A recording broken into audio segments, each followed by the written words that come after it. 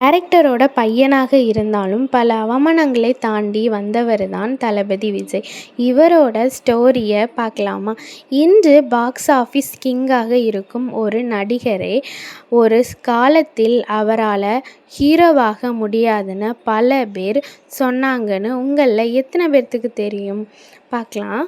1980 காலத்தில் cinema background ஃபேமிலியில் பிறந்தாலும் விஜய்க்கு சக்ஸஸ் ஈஸியாக கிடைக்கல. அவருடைய அப்பா டைரக்டர் சந்திரசேகர். ஆனால் எல்லாரும் நினைத்தது டைரக்டர் சன் ஈஸியாக ஹீரோவாகிடுவார்.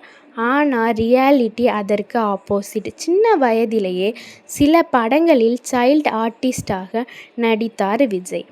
ஆனால் ஹீரோவாக வந்த பிறகு பலரும் அவரை ட்ரோல் பண்ண ஆரம்பித்தாங்க. ஃபேஸு ஹீரோ மாதிரி இல்லை, டான்ஸு வரல, வாய்ஸு வீக்காக இருக்குது, இப்படின்னு நிறைய விமர்சனங்கள் வந்தது. ஆனால் ஒரு விஷயம் மட்டும் விஜய் விடலை, ஹார்ட் ஒர்க்கு. அவர் dance practice, fight training, dialogue delivery, body language என அவரை இம்ப்ரூவ் பண்ண முடிவு பண்ணார். ஒவ்வொன்றாக டெவலப் பண்ண ஆரம்பித்தார்.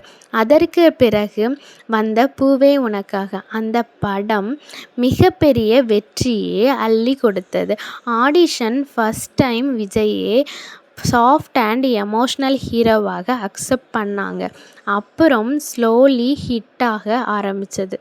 லவ் மூவிஸ், ஃபேமிலி மூவிஸ் என ஏகப்பட்ட படங்கள் நடிக்க ஆரம்பித்தாருங்க. இதில் இருந்து ஃபேமிலி ஆடிஷன் சப்போர்ட் கிடச்சது. யங் ஃபேன்ஸுன்னு அனைத்தும் இன்க்ரீஸ் ஆக ஆரம்பித்தது. ஆனால் இன்னும் ஒரு ப்ராப்ளம் இருந்தது. மாஸ் ஹீரோ மேட்ரு இல்லைன்னு பலர் பேசினாங்க. அந்த இமேஜை உடைத்த படம் கில்லி. அந்த ஒரு படம் ரியாலிட்டியான பிறகு விஜய் நெக்ஸ்ட் லெவலுக்கு டெவலப் ஆக ஆரம்பிச்சிட்டாரு.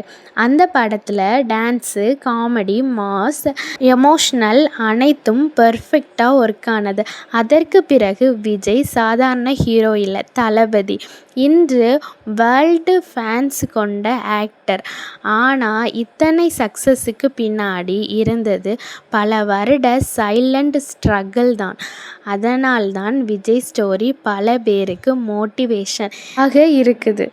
என்ன, அவருடைய ஓவர் நைட் சக்ஸஸ் கிடையாது, ஸ்லோவாக பில்டிங்கை டெவலப் பண்ணி கொண்டு வந்த சக்ஸஸ் தான் இது.